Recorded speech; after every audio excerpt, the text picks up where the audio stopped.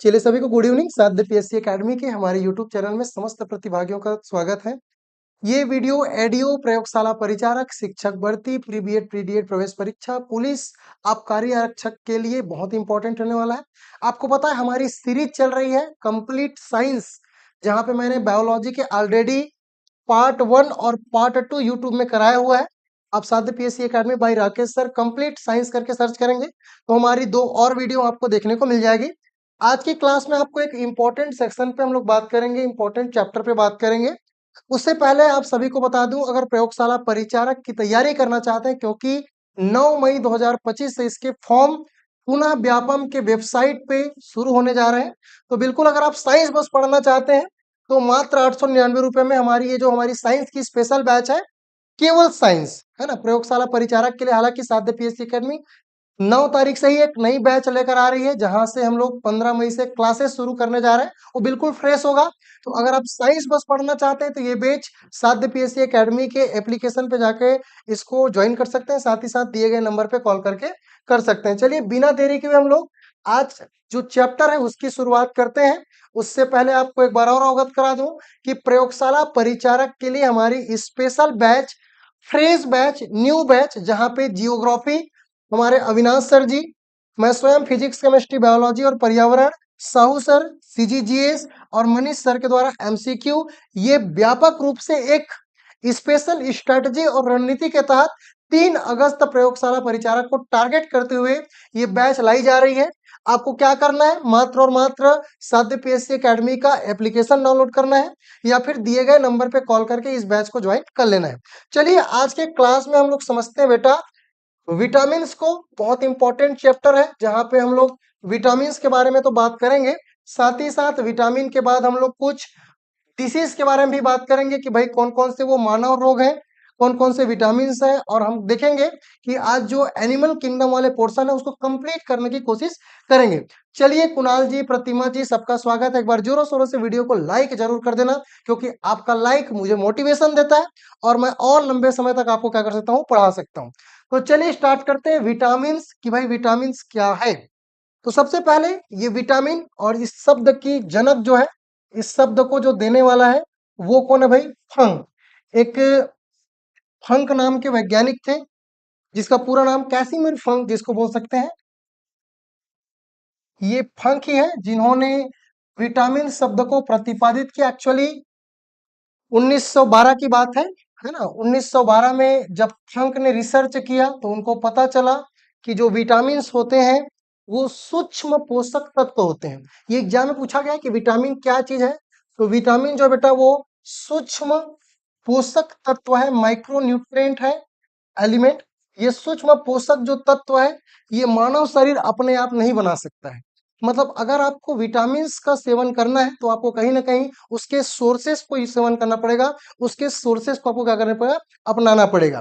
Actually ये ऐसा कार्बनिक यौगिक है जिसमें कोई कैलोरी प्राप्त नहीं होती। तो मैंने क्या बोला बेटा, ये एक कार्बनिक यौगिक है। पूछा जाता है कि विटामिन जो है कार्बनिक यौगिक है कि अकार्बनिक यौगिक है, तो याद रखना ये कार्बनिक यौगिक है और इसमें कोई कैलोरी नहीं है। ठीक है, कोई कैलोरी नहीं है। हालांकि आप विशेष रूप से कुछ विटामिन का सेवन करते हैं टेबलेट के फॉर्म में, सब्स्टिट्यूट के फॉर्म में, लेकिन वो सही नहीं है। आपको जो ग्रीन वेजिटेबल्स हैं या फ्रूट्स हैं, अभी बताऊंगा कि कौन कौन से इसके सोर्सेस हैं, कौन कौन से विटामिन हैं, उन सब के बारे में बात चलेंगे। तो पुनः सभी बच्चे जितने भी हैं सबका स्वागत है भाई। इस सेशन में हम कोशिश करेंगे कि जल्दी से जल्दी चीजों को समझें, जल्दी से जल्दी कोई चीजों को हम कर पाए। तो सबसे पहले आपको बता दूं कि मानव शरीर जो है वो कभी भी 90% से अधिक चीजों का विटामिन नहीं बना पाता। तो हम जितने भी विटामिन पढ़ेंगे उसमें से आपकी बॉडी 90% विटामिन खुद नहीं बनाता। उसके लिए आपको किसी स्रोत की जरूरत होती है, किसी सोर्सेस की जरूरत होती है। चलिए इसके साथ ही हम ये समझते हैं कि जो माइक्रोन्यूट्रिएंट तत्व है बेटा, इन विटामिन को, जो कि एक कार्बनिक यौगिक है, इस विटामिन को 2 कैटेगरी में डिवाइड किया गया। जब 2 कैटेगरी में इस विटामिन को डिवाइड किया गया, वैज्ञानिकों के द्वारा तो समझ आया कि कुछ विटामिन जो है वो क्या है, वो जल में घुलनशील है। मतलब विटामिन उठाए और विटामिन को जब जल में डाला, कुछ ही विटामिन ऐसे थे जो कि जल में घुलनशील थे और कुछ विटामिन जो बच गए वो विटामिन क्या थे, वसा में घुलनशील थे। इसी के तहत विटामिन को दो कैटेगरी में क्या कर दिया गया, डिवाइड कर दिया गया। मतलब जो हम लोग मोटा मोटी ये बात करें कि अगर विटामिन जो है, ये विटामिन कितने प्रकार के हो सकते हैं बेटा, जो कि कार्बनिक यौगिक है, ये दो प्रकार के हो सकते हैं। कौन कौन से सर? तो एक है sir fat soluble. Fat soluble कहने का मतलब है वसा में घुलनशील। कैसा है? वसा में घुलनशील। मतलब इसको बॉडी क्या करता है, वसा से ही घोल पाता है। ऐसे कौन कौन से फैट सॉल्युबल्स विटामिन है उसके बारे में देखेंगे। तो दूसरी तरफ देखा गया वाटर सॉल्युबल, जो कि पानी में भी घुल जाता है।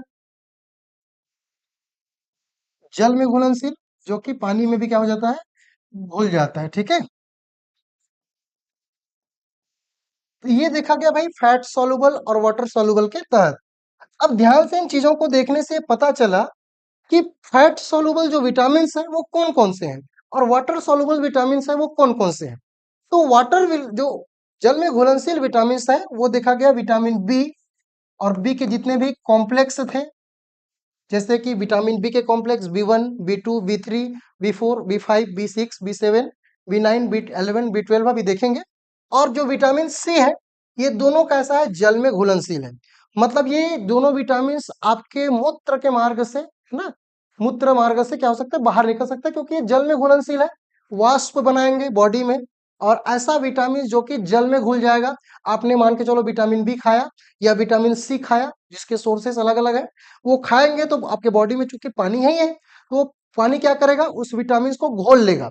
इसी के आधार पे दो कैटेगरी में बांटा गया। तो आपको क्लियर होना चाहिए कौन कौन से विटामिन है वो वाटर में घुलनशील है, और बाकी जितने बच गए, चाहे विटामिन के हो, चाहे विटामिन ई हो, चाहे विटामिन डी हो, चाहे विटामिन ए हो, ये जो विटामिन है बेटा, ये फैट सॉल्युबल है, वसा में घुलनशील है। इन विटामिन को हम लोग वसा में घोलते हैं, न कि हम इसको जल में घोलते हैं। तो आपको ट्रिक बता देता हूं। जो कीड़ा होता है, ये कीड़ा को हम लोग क्या करते हैं, कीड़ा को पानी में नहीं घोल सकते। अगर किसी कीड़ा को हम पानी में डाल दें तो घुलेगा क्या, नहीं घुलेगा भाई, है ना। तो उसको क्या करेंगे, हम उस कीड़े को पानी में डाल देंगे।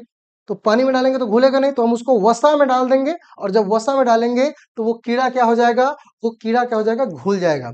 तो विटामिन के, विटामिन ई, विटामिन डी और विटामिन ए, ये सभी विटामिन क्या है बेटा, ये विटामिन है फैट सॉल्युबल्स। तो पूछा जाता है कि कौन कौन से विटामिन जो है वो फैट सॉल्युबल है, कौन से विटामिन जो है वाटर सॉल्युबल है ना। मूत्र के मार्ग से कौन से विटामिन बाहर निकलते हैं, कौन से ऐसे विटामिन है जिसको जल में समाहित किया जा सकता है। तो आपको पता है ना, बी विटामिन और सी विटामिन जो क्या है, वाटर सॉल्युबल है। बाकी जितने भी बच गए वो क्या है, वसा में घुलनशील विटामिन है। तो हम यहाँ पे मोटे तौर पे देख पा रहे हैं कि vitamin A, vitamin B complex, vitamin C, vitamin D, vitamin K, vitamin E, लगभग मोटे तौर पे बहुत सारे विटामिन हैं। इन्हीं के बारे में हम लोग वन बाय वन क्या करेंगे, चर्चा करेंगे। चलिए शुरुआत करते हैं विटामिन ए से, जहां पे हम लोग विटामिन ए, जिसको हम लोग केमिकल नाम रेटिनॉल के नाम से जाना जाता है, किस नाम से जाना जाता है, रेटिनॉल। चलिए, तो अभी हम लोग समझते हैं विटामिन ए।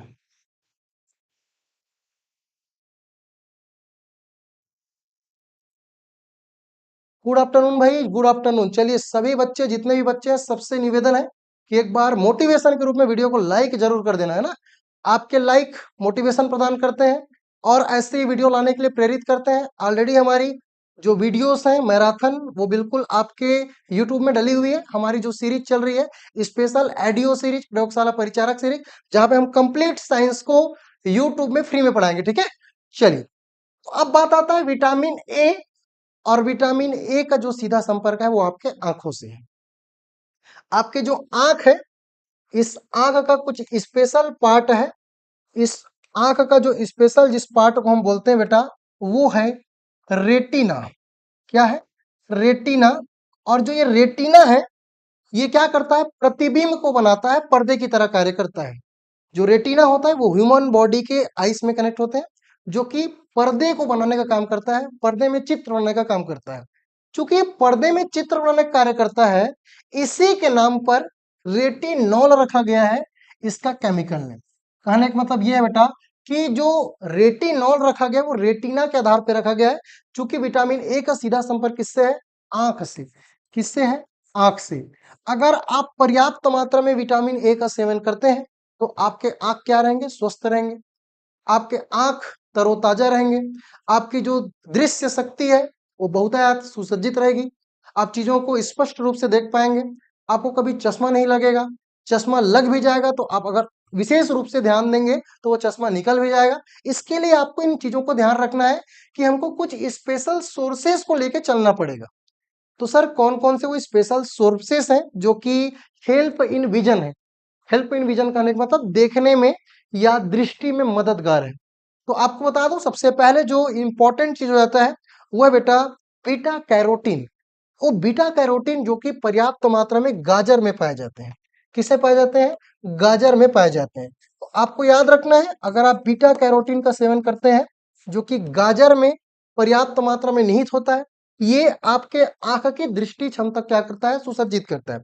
साथ ही साथ आप दूध उत्पादक जितनी भी चीजें हैं जिसको हम लोग डेयरी प्रोडक्ट बोलते हैं, तो डेयरी प्रोडक्ट का सेवन करते हैं तो भी आपके आंख क्या रहेंगे? स्वस्थ रहेंगे। आपकी आंख तरोताजा रहेगी। That's clear. साथ ही साथ आप शकरकंद का यूज करें, है ना, शकरकंद का यूज करें। अगर आप शकरकंद का यूज करते हैं बेटा तो आपके आंख क्या रहेंगे बेटा? स्वस्थ रहेंगे। आपके आंख क्या रहेंगे? स्वस्थ रहेंगे। अगर आप ऐसा नहीं करते, पर्याप्त मात्रा में विटामिन ए का सेवन नहीं करते, आप डेयरी प्रोडक्ट का सेवन नहीं करते, गाजर नहीं खाते, है ना, तो आपको भयंकर समस्याएं देखने को मिलेगी। और जो समस्याएं देखने को मिलेगी वो आंख से ही रिलेटेड मिलेगी। इसी कौन कौन सी समस्याएं हैं सर जो देखने को फ्यूचर में मिल सकती है या आगे देखने को मिल सकता है? अगर आप इन सोर्सेस का यूज नहीं करेंगे आपको कुछ स्पेशल समस्याएं देखने को मिलेगी, जिसमें सबसे बड़ी समस्या है बेटा वो है रतौंधी नाम की समस्या। नाइट ब्लाइंडनेस बोलते हैं। क्या बोलते हैं? रतौंधी नाम की समस्या, नाइट ब्लाइंडनेस। नाइट ब्लाइंडनेस क्या है सर? ये रतौंधी नाम की बीमारी किस प्रकार से कार्य करती है? एक्चुअली ये जो नाइट ब्लाइंडनेस है, रतौंधी है, ये जैसे ही शाम होता है, सूर्यास्त होता है, आपकी जो आंख में जो पर्दे में जो प्रतिबिंब बनना है, रेटिना में जो प्रतिबिंब बनना है, वो प्रतिबिंब स्पष्ट रूप से नहीं बन पाता। वो धुंधला धुंधला बनता है, जैसे कि ब्लर होता है ना, जिसको हम लोग समझ सकते हैं सिंपल लैंग्वेज में, ब्लर जैसी चीजें। तो वो आपके आंख के रेटिना में ब्लर जैसा प्रतिबिंब बनेगा। मतलब जो चीजें आपको दिखाई देगी वो ब्लर जैसा दिखाई देगा। इसी चीज को बोलते हैं रतौंधी की समस्या। That's clear. किससे रिलेटेड है भाई? तो ये आंख से रिलेटेड है। तो आपको पर्याप्त मात्रा में गाजर या डेयरी प्रोडक्ट या जो शकरकंद है उसको उपयोग करना चाहिए। साथ ही साथ एक और समस्या देखने को मिलता है जिसको बोलते हैं बेटा जीरोप्थैल्मिया, है ना। जीरोप्थैल्मिया को हिंदी में बोलते हैं शुष्क पिसाब। क्या बोलते हैं? शुष्क पिसाब।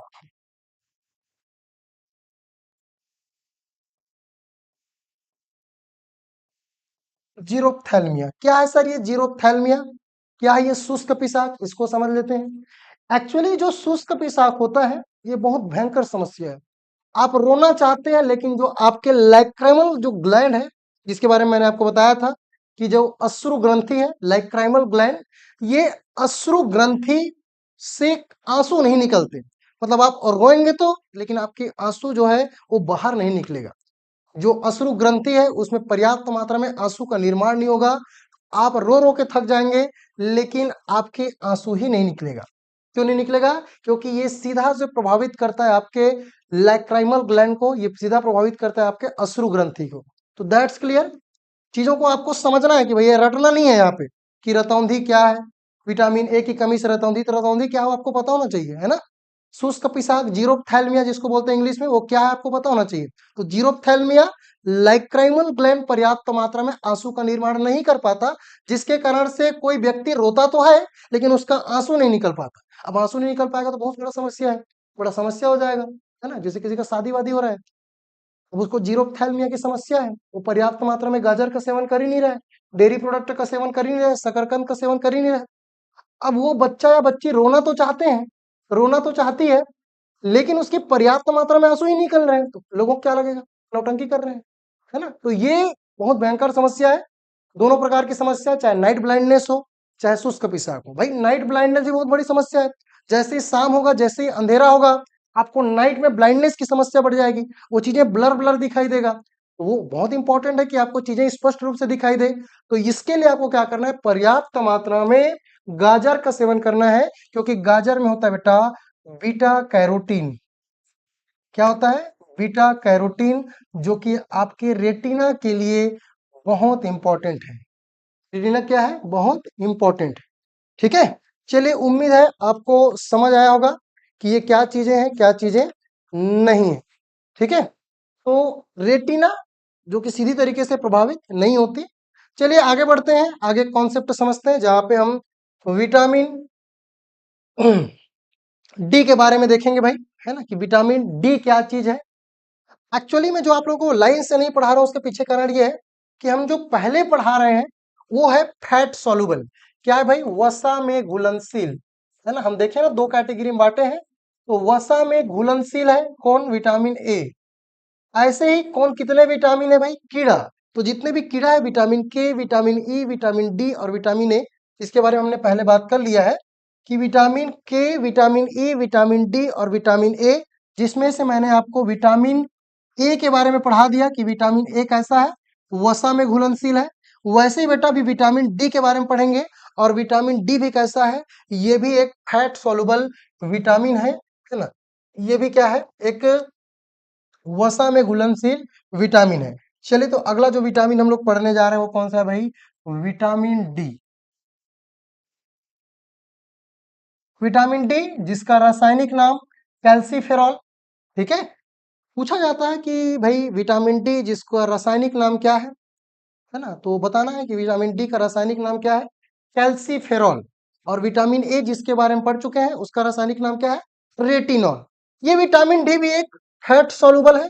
ये भी क्या है? वसा में घुलनशील है। और वसा में घुलनशील होने के कारण इसके बारे में पढ़ना हमारे लिए इंपॉर्टेंट हो जाता है। ये विटामिन डी जो है, ये पर्याप्त मात्रा में आपको सन की लाइट से मिल जाता है। और सन की लाइट, चूंकि आपको पता है, पूरे विश्व को एनर्जी प्रदान करता है, इसलिए इस विटामिन को गरीबों का विटामिन भी कहा जाता है। पूछा जाता है बड़े बड़े एग्जाम जैसे एसएससी या रेलवे के एग्जाम में कि भाई गरीबों का विटामिन किसे कहा जाता है, तो याद रखना है कि गरीबों का विटामिन किसे कहा जाता है। तो गरीबों का विटामिन कहा जाता है बेटा, वो कहा जाता है विटामिन डी को। क्यों गरीबों का विटामिन कहा जाता है? क्योंकि अदर विटामिन को लेने के लिए, उसके सोर्सेस को लेने के लिए आपको बड़ी मात्रा में धनराशि की आवश्यकता होगी, पैसे की आवश्यकता होगी। लेकिन विटामिन डी जो कि आपको सूर्य से, सन की लाइट से पर्याप्त मात्रा में मिल जाती है, इसके लिए कोई पैसा खर्चा करने की जरूरत नहीं है। इसलिए इस विटामिन को बोलते हैं गरीबों का विटामिन। क्या बोलते हैं? गरीबों का विटामिन। इसी विटामिन को बेटा बोला जाता है द सन साइन विटामिन। क्या बोला जाता है? द सन साइन विटामिन, है ना। तो ये भी याद रखना है कि द सन साइन विटामिन किसे कहते हैं। तो द सन साइन विटामिन कहते हैं विटामिन डी को।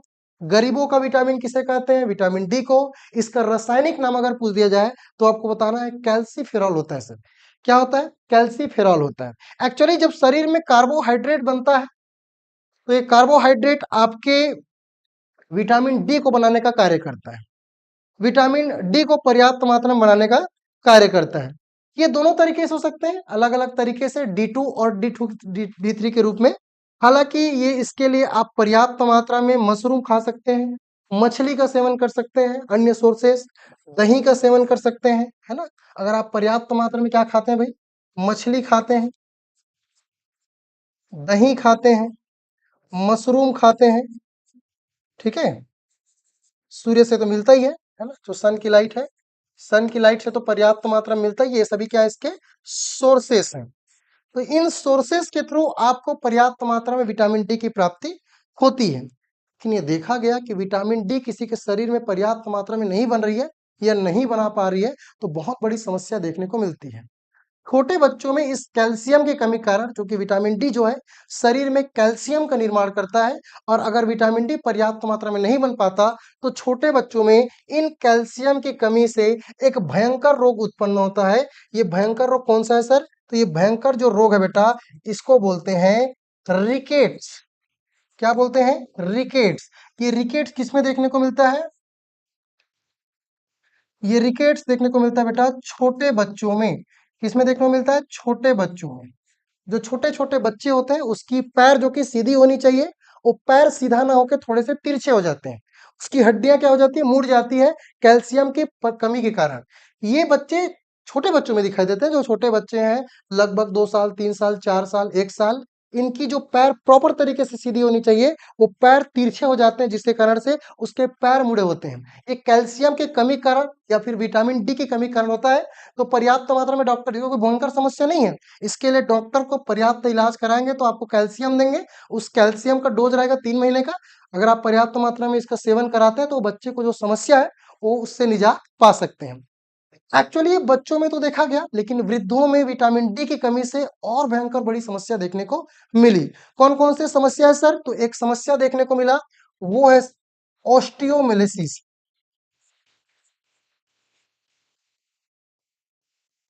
ऑस्टियोमिलिसिस।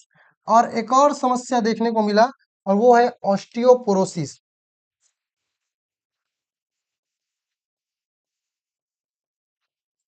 ऑस्टियोपोरोसिस, ये दो भयंकर समस्या देखने को मिलता है। ऑस्टियोमलेशिया, या इसको बोलते हैं ऑस्टियोपोरोसिस। ठीक है। एक्चुअली जो ऑस्टियोमलेशिया है, ये मसल्स को थकान पैदा करता है। आपकी जो मसल्स है, जो आपकी मांसपेशियां, जो आपकी गुदा है, वो बहुत जल्दी थक जाती है। आप थोड़े से वर्कआउट करते हैं, एक जगह पे खड़े नहीं रह पाते हैं। जैसे मैं अभी पढ़ा रहा हूँ, 21 मिनट हो गया मेरे पढ़ाते पढ़ाते, मैं 21 मिनट तक स्टैंड नहीं कर पाऊंगा, मैं खड़ा नहीं कर पाऊंगा, अगर मेरे को ऑस्टियोमलेसिया जैसी समस्या हो गई। तो ये भयंकर समस्या, इसके लिए आपको पर्याप्त मात्रा में विटामिन डी का सब्स्टिट्यूट चाहिए। मार्केट में ऐसा नहीं कि विटामिन डी के ग्रीन वेजिटेबल्स या जो कि फ्रूट से ही इसके सोर्सेस हैं। आपको पता है कि विटामिन के, है ना, टेबलेट्स भी आते हैं, विटामिन के सिरप भी आते हैं, लेकिन वो सही नहीं है। जो विटामिन के टेबलेट होते हैं, विटामिन के सिरप होते हैं, वो आपके लीवर को खराब करते हैं। तो आपके लिए उचित प्रबंध है जो दिया गया है, नेचुरल प्रोडक्ट, जैसे कि फ्रूट्स हो गए, या सन हो गए, या आपके जो डेयरी प्रोडक्ट्स हो सकते हैं, या फिर आपके ग्रीन वेजिटेबल्स हैं, इनका सेवन आप करें तो इन समस्याओं से निजात पा सकते हैं। साथ ही साथ ओस्टियोपोरोसिस क्या होता है सर? है ना, ओस्टियोपोरोसिस एक्चुअल में पोर, पोर मतलब होता है छिद्र। तो हड्डी में छोटे छोटे छिद्र बन जाते हैं। इन छोटे छोटे छिद्र से जो हड्डियां होती है वो कमजोर हो जाती है। इसे बीमारी बोलते हैं ओस्टियोपोरोसिस की समस्या। तो भयंकर समस्या है भाई ओस्टियोपोरोसिस की। ठीक है। क्या बोलते हैं? ओस्टियोपोरोसिस। सर जी, यदि किसी के शरीर में विटामिन डी ओ है तो क्या होता है, प्लीज बताइए ना। विटामिन डी ओ है, ये क्या होता है? क्या बोलना चाह रहे हो, है ना? चलिए, तो ये ओस्टियोपोरोसिस, जो छोटे छोटे छिद्र बन जाते हैं, ये वृद्धों में देखना पड़ता है, बूढ़ों में देखना पड़ता है। जो बूढ़े होते हैं, वो बूढ़े क्या करते हैं, वो बूढ़े, है ना, डिस्टरबेंस। ठीक है। वात बोलते हैं क्या सर जी इसी को? वात नहीं, है ना। ऑस्टियोपोरोसिस में जो हड्डी में छोटे छोटे छिद्र बन जाते हैं, उन छिद्र के कारण से हड्डियां क्या हो जाती है, कमजोर हो जाती है, इसलिए इसे क्या बोलते हैं, ऑस्टियोपोरोसिस बोलते हैं। पोर मतलब छिद्र, ओस्ट मतलब हड्डियां। ठीक है। चलिए, ये बिल्कुल कमी से होने वाली समस्या है भैया ना, कमी से होने वाली। अगर आप विटामिन डी कमी हो गई तो इन समस्याओं को झेलना आपको पड़ेगा। तो पर्याप्त मात्रा में आप अंडा का पित्त खाइए, जूस पीजिए, मशरूम खाइए, दही खाइए, सूर्य की सुबह सुबह से, है ना, एनर्जी लीजिए। ठीक है। तो ये बिल्कुल आपको इन समस्याओं से निजात मिलेगा। पूछा जाता है आपको कि विटामिन डी का रासायनिक नाम क्या है? चलिए, सभी बच्चे एक बार कमेंट करके आंसर देंगे कि विटामिन डी का रासायनिक नाम क्या है। चलिए आगे बढ़ते हैं, जहां पे हम देखेंगे अगला विटामिन, और वो विटामिन है बेटा टोकोफेरॉल। क्या है? टोकोफेरॉल, जिसको विटामिन ई बोलते हैं। क्या बोलते हैं? विटामिन ई, है ना, जिसका रासायनिक नाम क्या है? टोकोफेरॉल। हम्म, बहुत इंपॉर्टेंट विटामिन है टोकोफेरॉल। टोकोफेरॉल इसका रासायनिक नाम है। ठीक है। जो टोकोफेरॉल होता है बेटा, ये एंटीऑक्सीडेंट होते हैं। क्या होते हैं? एंटीऑक्सीडेंट। एंटीऑक्सीडेंट होने के कारण से इस विटामिन को ब्यूटी विटामिन के नाम से जाना जाता है। किसी को ब्यूटीफुल होना है या स्मार्ट होना है तो आप विटामिन ई का सेवन कर सकते हैं। मार्केट में या मेडिकल में विटामिन ई की कैप्सूल आती है, उसको अगर आप फेस में लगाते हैं और अच्छे से साफ कर लेते हैं तो धीरे धीरे आपके चेहरे में निखार आएगा। हो जाने के बाद मुझे जरूर बताएं कि भाई सही में हो रहा है कि नहीं हो रहा है। हालांकि ये बिल्कुल सही है कि विटामिन ई का सेवन अगर आप करते हैं तो आपके चेहरे की चमक बढ़ती है, जो चेहरे में डलनेस होता है वो खत्म होता है, जो पिगमेंट स्किन होते हैं उन समस्याओं से निजात मिलता है। स्पेशली देखा गया कि जो विटामिन ई है, ये प्रजनन अंगों को संतुलित और नियंत्रण करता है। तो पूछा जाता है कौन सा जो विटामिन है वो प्रजनन अंगों को, है ना, और प्रजनन तंत्र मैंने पढ़ा दिया है, तो प्रजनन अंगों को संतुलित व नियंत्रण करने का कार्य किसका है? तो प्रजनन अंगों को संतुलित और नियंत्रित करने का जो कार्य है बेटा, वो टोकोफेरॉल विटामिन है। और ये भी आपको पता है, ये भी फैट सॉल्युबल है, वसा में घुलनशील है, मतलब ये पानी में नहीं घुलेगा भाई। अगर इसको घोलना है तो आपको पर्याप्त मात्रा में किसका सेवन करना पड़ेगा? वसा का सेवन करना पड़ेगा। ये जो विटामिन ई है बेटा, इसको हम लोग रिप्रोडक्टिव ऑर्गन्स विटामिन भी कहते हैं, या इसी को हम लोग प्रजनन विटामिन भी बोलते हैं, क्योंकि ये आपके प्रजनन अंगों की रक्षा करता है। अब प्रजनन अंग मैंने पढ़ा चुका है ना, कौन कौन से प्रजनन अंग होते हैं। एक बार कमेंट करके बताना कि मेल में जो प्रजनन अंग होते हैं उसे क्या कहते हैं, और फीमेल में जो प्रजनन अंग होते हैं उसे क्या कहते हैं। बोला जाता है बेटा ओवरी और टेस्टिस। ठीक है, ओवरी से ओवम का निर्माण होता है और टेस्टिस से स्पर्म का निर्माण होता है, कि मैंने पिछली क्लास में आपको पढ़ाया है। ठीक है, चलिए आगे समझते हैं कि विटामिन ई, जिसको हम लोग फैट सॉल्युबल बोल रहे हैं, ये फैट सॉल्युबल, इसके लिए क्या क्या चीजों का सेवन करें जिससे पर्याप्त मात्रा में हमको चीजें सिखाई मिलेगी। तो इसके लिए आप इसके सोर्सेस के रूप में बेटा बादाम का सेवन कर सकते हैं। इसका सेवन कर सकते हैं, बादाम का सेवन कर सकते हैं। आप पर्याप्त मात्रा में मूंगफली का सेवन कर सकते हैं, है ना, मूंगफली का सेवन कर सकते हैं। सूरजमुखी का बीज का सेवन कर सकते हैं, है ना, सूरजमुखी का जो बीज होता है इसका सेवन कर सकते हैं। आप पालक का सेवन कर सकते हैं, पालक में भी पर्याप्त मात्रा में विटामिन ई होते हैं। पर्याप्त मात्रा में क्या होते हैं? विटामिन ई होते हैं। इन चीजों का अगर आप सेवन करते हैं, चाहे वो बादाम हो, चाहे वो मूंगफली हो, चाहे पालक की सब्जी हो, चाहे एवोकाडो जैसे फ्रूट्स हो, आपको पर्याप्त मात्रा में विटामिन ई देखने को मिलता है। कई बार विटामिन ई की कमी हो जाती है बॉडी को, तो हम, है ना, सब्स्टिट्यूट लेते हैं। नींबू में भी पर्याप्त मात्रा में विटामिन ई मौजूद होते हैं।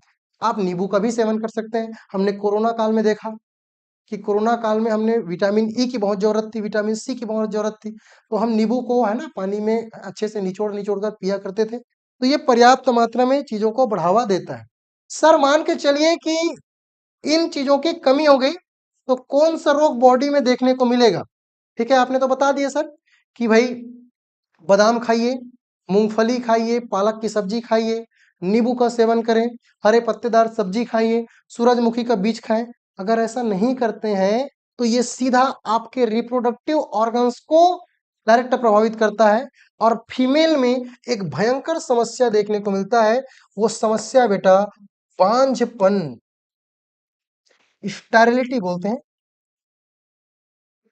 ये समस्या देखने को मिलता है। बांझपन की समस्या क्या होता है सर? बांझपन की समस्या, तो बांझपन की समस्या, फीमेल कभी मां नहीं बन पाती, उनके जो रिप्रोडक्टिव ऑर्गन्स होते हैं वो कमजोर हो जाते हैं विटामिन ई की कमी से। तो थोड़ा सा विटामिन ई का सेवन पर्याप्त मात्रा में फीमेल एक्स्ट्रा करें, लड़कियां ज्यादा से ज्यादा करें, ताकि उनकी जो रिप्रोडक्टिव ऑर्गन्स है वो स्वस्थ रहे। हालांकि हमारे बॉडी के जितने भी ऑर्गन्स हैं, जिसको हमने वन बाय वन पूरे चैप्टर्स में पढ़ा है, वो सभी organs fit and the heat रहे। लेकिन ये भयंकर समस्या आपको देखने को मिलता है। इस समस्या का नाम क्या है भाई? बांझपन की समस्या है। और बहुत सारी है, विटामिन ई की कमी होगा तो पिगमेंट स्किन जैसे समस्या देखने को मिलेगा। पिगमेंट स्किन, है ना, डलनेस देखने को मिलेगा, है ना, डलनेस देखने को मिलेगा, चेहरे की चमक कम हो जाएगी, छोटे छोटे त्वचों पर दाग धब्बे निकल आएंगे। और ये दाग धब्बे जो निकल पा रहे हैं बेटा, ये विटामिन ई की कमी की वजह से होता है। तो आप पर्याप्त मात्रा में विटामिन ई का सेवन करें, आपको कोई समस्या देखने को नहीं मिलेगा। इसका रासायनिक नाम पूछेगा तो क्या है भाई? टोकोफेरॉल, है ना। तो दो इसके महत्वपूर्ण कार्य है, पहला प्रजनन अंगों को संतुलित करेगा, और अगर आप विटामिन ई का पर्याप्त मात्रा में सेवन नहीं करते तो आपको स्टेरिलिटी की समस्या, बांझपन की समस्या देखने को मिलेगा। ब्यूटी विटामिन है, आपके चेहरे की सुंदरता को निखार देगा। आप इसको ट्राई भी कर सकते हैं, इसके कैप्सूल को, है ना, अच्छे से चेहरे पे मालिश करके आप, है ना, धो सकते हैं, फेस वॉश लगा सकते हैं, जिससे आपके पिगमेंट स्किन्स, डलनेस और त्वचा पे छोटे छोटे दो दाग धब्बे हैं, क्योंकि भाई ये एंटी स्टेरिलिटी विटामिन है ना। एंटी स्टेरिलिटी विटामिन कहने का मतलब ये है कि ये बांझपन को दूर करता है। ठीक है, चलिए, तो ये हो गया भाई विटामिन ई। अगला और लास्ट विटामिन जो कि वसा में घुलनशील है, वो कौन है? मैं सभी बच्चों से आंसर चाहूंगा। तो सभी बच्चे कमेंट सेक्शन ओपन है, बताइए कि लास्ट विटामिन कौन सा बचा है जो कि फैट सॉल्युबल है, जो कि वसा में घुलनशील है।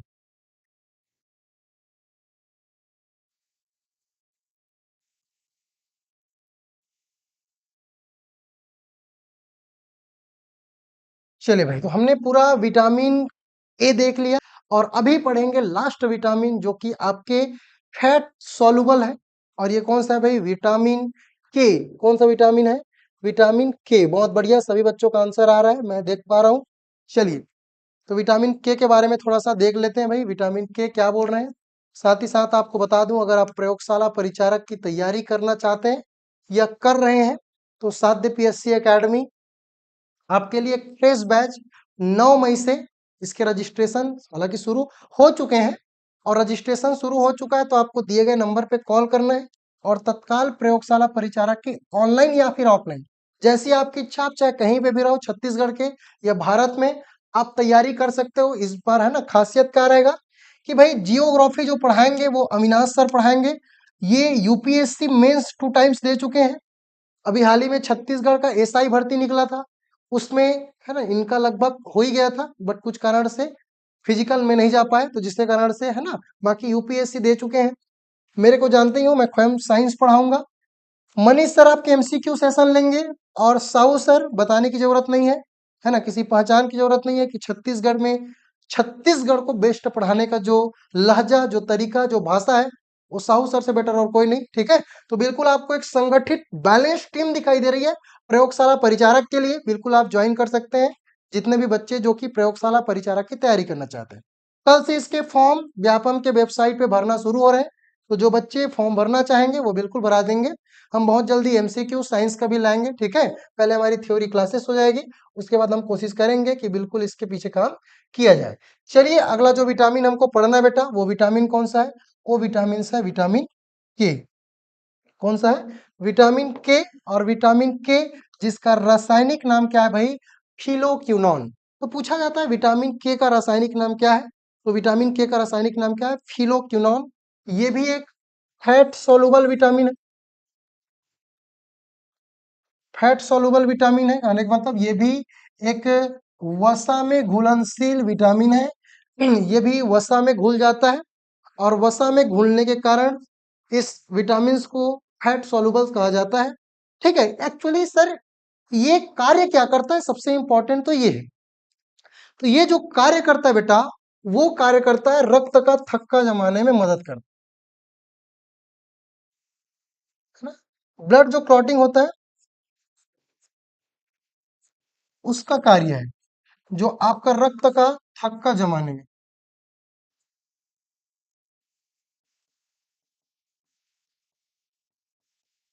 रक्त का जमाने में मदद करता है। कैसा रक्त का थक्का जमाने में मदद करता है सर? जैसे कि आपको कहीं चोट आ गया, आपका एक्सीडेंट हो गया, या भयंकर कुछ समस्या हो गई जिसके कारण से आपके शरीर से ब्लीडिंग हो रही है, खून बहते जा रहा है, और मान के चलो आपके शरीर में विटामिन के की कमी है, तो वो ब्लीडिंग रुकेगा नहीं, वो ब्लड क्लॉट नहीं हो पाएगा, रक्त का थक्का नहीं जम पाएगा। लेकिन अभी क्या है, आप लोग स्वस्थ हो, मस्त हो, अगर कहीं चोट भी लग जाता है, कहीं 2 बूंद ऐसे खून निकाल भी ले जाता है, तो वो खून अपने आप बहना बंद हो जाता है। उसके पीछे का कारण सोचो, नहीं तो वो खून सीधा निकलते रहता, पाइप टाइप का पूरा 5 लीटर खून आपके शरीर से बाहर चले जाता। तो क्यों वो 5 लीटर खून आपके शरीर से बाहर नहीं निकल पाता? इसके पीछे जो कारण है बेटा, वो है विटामिन के, क्योंकि ये रक्त का थक्का जमने में क्या करता है? मदद करता है। इस विटामिन में देखा गया, क्या देखा गया कि ये जितने भी हरे पत्तेदार सब्जियां हैं, हरे पत्तेदार सब्जियां, इन सब में जितने भी, चाहे करेला हो, चाहे सेम हो, चाहे पत्ती गोभी हो, चाहे बरबट्टी जैसी सब्जी हो, जो भी समझ, जो भी सब्जी है, चाहे परवल हो, जितनी भी हरी सब्जियां हैं, ये हरे पत्तेदार सब्जियां हैं। इन हरी सब्जियों में और हरी पत्तीदार सब्जियों में सभी में विटामिन के की मौजूदगी होती है। किसकी मौजूदगी होती है भाई? विटामिन के की मौजूदगी होती है। और अगर विटामिन के पर्याप्त मात्रा में मौजूद है तो आपको कभी भी ब्लड क्लॉटिंग की समस्या नहीं होगी, कि हाथ भी कट जाएगा तो भी धीरे धीरे खून का जो बहाव है वो क्या हो जाएगा? रुक जाएगा। वरना 5 लीटर खून ऐसे ही बह जाएगा, पता ही नहीं चलेगा, अगर आपके शरीर में विटामिन के पर्याप्त मात्रा में नहीं है। इसके लिए एक और आपको देखने को मिलता है ना, वो क्या है भाई? दही। आप पर्याप्त मात्रा में दही का सेवन कर सकते हैं, है ना, पर्याप्त मात्रा में दही का सेवन कर सकते हैं, कट्स का सेवन कर सकते हैं। सब्जियों के साथ साथ दही, दही में भी बहुत सारी चीजें होती हैं, है ना, जो कि आपके ब्लड क्लॉटिंग को क्या करता है, निजात दिलाता है।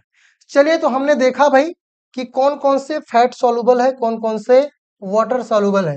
उम्मीद है आप सभी को जितनी भी हमारी जो फैट सॉल्युबल्स विटामिन है वो समझ आई होगी, जहां पे हमने चारों विटामिन के बारे में चर्चा कर लिया।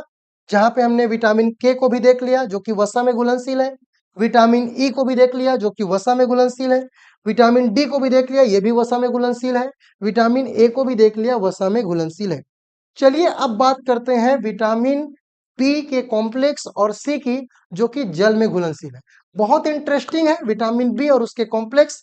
मजेदार सब्जियां, मजेदार फ्रूट्स जिसका सेवन आप कर सकते हैं, जिससे आपको पर्याप्त मात्रा में बी और सी दोनों की प्राप्ति होगी। ठीक है, चलिए आगे बढ़ते हैं और विटामिन बी और सी के बारे में चर्चा करते हैं। सबसे पहले हम बात करेंगे विटामिन सी के बारे में बेटा, क्योंकि विटामिन सी को हम पढ़ के फिर विटामिन बी के कॉम्प्लेक्स बारे में पढ़ेंगे। चलिए, विटामिन सी जिसका रासायनिक नाम है एस्कॉर्बिक एसिड, क्या नाम है, एस्कॉर्बिक एसिड। ये फैट सॉल्युबल नहीं है, आपको बता दूं ये है बेटा वाटर सॉल्युबल, है ना। तो अभी हम जो पढ़ रहे हैं वो क्या है, वाटर सॉल्युबल। ठीक है, जो कि क्या है भाई, वाटर सॉल्युबल विटामिन, मतलब पानी में घुलनशील विटामिन है। इन विटामिन सी की जो प्राप्ति है वो सभी खट्टे दार फल तथा सब्जियों में। ठीक है, तो अगर आप फल, जितने भी सब्जियां हैं इन सब में, जितने भी खट्टे पत्तेदार सब्जियां हैं सब में आपको क्या मिलेगा, विटामिन सी पर्याप्त मात्रा में मिलेगा। एस्कॉर्बिक एसिड इसका रासायनिक नाम है, जो कि बहुत सारे इसके सोर्सेस हो सकते हैं। अगर आप अमरूद खाते हैं स्पेशली, बहुत हाई मात्रा में यहाँ पे विटामिन है ना, उसमें देखने को मिलता है, किसमें भाई, अमरूद में, है ना। आंवला खाइए, आंवला में तो और पर्याप्त मात्रा में आपके विटामिन सी की मौजूदगी होती है। साथ ही साथ हमने देखा अगर आप नींबू का सेवन करते हैं, है ना, शिमला मिर्च का जो बेल पेपर है उसका यूज करते हैं, टमाटर, लहसुन, है ना, तो इन चीजों का सेवन करते हैं तो आपको पर्याप्त मात्रा में इसको देखने को मिलेगा। ठीक है, या फिर बेल पेपर।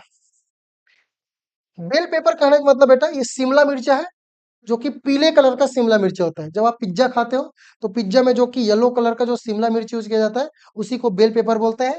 उसमें पर्याप्त मात्रा में क्या होते हैं, विटामिन सी मौजूद होते हैं। लेकिन अगर आप अमरूद खा लेते हैं, है ना, तो ये बेस्ट सोर्स है आपके, बेस्ट स्रोत है विटामिन के, है ना। तो इससे बेटर कहीं नहीं। आंवला अगर आप खाते हैं तो आंवला से बेटर सोर्सेस बिल्कुल नहीं हो सकते हैं। तो बढ़िया से अमरूद खाइए, क्योंकि अमरूद तो भाई गाँव में मिल जाता है और अच्छी मात्रा में मिल जाता है, क्योंकि अमरूद में भयंकर विटामिन सी है, पपीते में भयंकर विटामिन सी है, आंवला में पर्याप्त मात्रा में है। तो इन चीजों का सेवन आप कर सकते हैं। मान के चलिए अगर आप पर्याप्त मात्रा में, संतरे में भी तो रहेगा, हर खट्टेदार फल और सब्जियों में इस चीज की सेवन कर सकते हैं। मान के चलिए आपके शरीर में विटामिन सी की कमी हो गई, तो जब आपके शरीर में विटामिन सी की कमी हो गई तो कुछ रोग भी देखने को मिलते हैं। सबसे पहला रोग बेटा, आपकी जो रोग प्रतिरोध क्षमता है, जो बैक्टीरिया, जो कि वायरस, है ना, जो जीवाणु, विषाणु है, प्रोटोजोआ है, कवक है, इनसे लड़ने की शक्ति आपके शरीर में कम हो जाएगी। मतलब रोग प्रतिरोध क्षमता घट जाएगा, रोग प्रतिरोध क्षमता घट जाएगा, है ना। तो ये भी एक समस्या है कि आप में रोग प्रतिरोध क्षमता घट जाएगी। साथ ही साथ ये भी देखना पड़ा कि एस्कॉर्बिक एसिड कहने का मतलब विटामिन सी, इनकी कमी से आपके मसूड़ों में सूजन या मसूड़ों से खून का स्त्रावण भी देखने को मिलता है। क्या देखने को मिलता है, मसूड़ों में सूजन या रक्त का स्त्रावण, है ना। रक्त का स्त्रावण मतलब खून का बहना, ऑटोमेटिकली ब्लड ब्लीडिंग होती है मसूड़े से। ठीक है, जो कि एक भयंकर समस्या है, जिसको हम लोग क्या करते हैं, देख पाते हैं। जो मसूड़े, मसूड़े मतलब ये दांत के ऊपर, और ये जो मसूड़े हैं उनसे ब्लीडिंग होती रहती है, खून निकलती रहती है, जिसको बोलते हैं बेटा स्कर्वी रोग। क्या बोलते हैं, स्कर्वी रोग। तो पूछा जाता है स्कर्वी रोग जो होता है ये किसकी कमी से होता है, तो आपको याद रखना है स्कर्वी जो रोग होगा वो विटामिन सी की एस्कॉर्बिक एसिड की कमी से होता है। एस्कॉर्बिक से याद रखना, स्कर्वी क्योंकि उसी से मिला है, है ना। एस्कॉर्बिक एसिड मतलब एस्कॉर्बिक की कमी होने से स्कर्वी रोग होता है। इससे क्या होता है सर, तो मसूड़े से खून निकलता है, मसूड़ों में सूजन आ जाता है। That's clear. चलिए, एक्चुअली इस विटामिन को हम एंटीबायोटिक विटामिन भी कहते हैं। अगर आप पर्याप्त मात्रा में विटामिन सी का सेवन करते हैं तो आपको जो जीवन की जो बुढ़ापापन है वो घटा देती है, आप हमेशा यंग लगेंगे। तो पर्याप्त मात्रा में विटामिन सी का सेवन करें, नींबू का सेवन करें, अमरूद का सेवन करें, जिससे आपका शरीर स्वस्थ तो रहेगा, क्योंकि रोग प्रतिरोधक क्षमता को तो बढ़ाएगा, तो छोटा मोटा सर्दी बुखार आपको तो होगा ही नहीं। लेकिन सबसे इंपॉर्टेंट है, स्कर्वी रोग नहीं होगा और आप जल्दी बूढ़े नहीं होंगे। That's clear. चलिए आगे बढ़ते हैं और आगे देखते हैं बेटा विटामिन डी। विटामिन बी जो होता है बहुत सारे कॉम्प्लेक्स से मिलकर बना होता है, जहां पे हम देख पाते हैं कि जो विटामिन बी होता है, ये विटामिन बी बहुत सारे इसके कॉम्प्लेक्स हैं। हम देखेंगे विटामिन बी में बी1 देखेंगे, विटामिन बी2 देखेंगे, विटामिन बी3 देखेंगे, विटामिन बी5 देखेंगे, है ना। और बहुत सारे विटामिन है, बी6 इसके एग्जाम्पल देखेंगे, है ना, बी7 देखेंगे, बी9 देखेंगे, बी12 विटामिन देखेंगे। तो बहुत सारे विटामिन, इन्हीं विटामिन के संयोजीकरण से इसको बी कॉम्प्लेक्स बोलते हैं। क्या बोलते हैं भाई, बी कॉम्प्लेक्स के नाम से जाना जाता है। चलिए बात करते हैं सबसे पहले विटामिन बी1 के बारे में, कि भाई विटामिन बी1 क्या है। ठीक है, विटामिन बी1, विटामिन बी1 जिसका रासायनिक नाम है थायमिन। क्या भाई, थायमिन। तो याद रखना है, इसका जो रासायनिक नाम है वो है थायमिन। स्पेलिंग इसको आपको स्पेशल से याद रखना है कि थायमिन का स्पेलिंग जो है, यहाँ दो प्रकार के थायमिन आप बायोलॉजी में पढ़ेंगे, एक THIMINE, और ये थायमिन जो होता है विटामिन बी1 होता है। और एक आप पढ़ेंगे THYMINE, ये भी थायमिन ही है, लेकिन ये थायमिन आपके डीएनए जो मिलते हैं उसके गुणसूत्र में रहते हैं चार प्रकार के, गुआनिन, थायमिन, है ना। तो उसी में से ये एक प्रोटीन है थायमिन। तो यहाँ पे कौन सा है भाई, थायमिन, THIMINE। तो ये बिल्कुल आपको क्लियर होने चाहिए कि कौन से थायमिन है। Spelling that's clear, THIMINE। चलिए समझते हैं कि विटामिन बी भी क्या है भाई, ये भी एक वाटर सॉल्युबल है। क्या है, वाटर सॉल्युबल है। और वाटर सॉल्युबल विटामिन होने के कारण ये जल में क्या है, घुलनशील है। जल में क्या है, घुलनशील है। इसकी कमी से एक भयंकर रोग होता है जो कि बहुत प्रचलित पहले हुआ करता था, उस रोग को बोलते हैं बेटा बेरी बेरी रोग। एक्चुअली ये बेरी बोरी रोग बहुत सारी चीजों के कारण होता है। अगर आप हरे पत्तेदार सब्जियों का सेवन नहीं करते, है ना, हरे पत्तेदार सब्जी, आप कद्दू, याद रखना भाई कद्दू को हल्के में नहीं लेना है।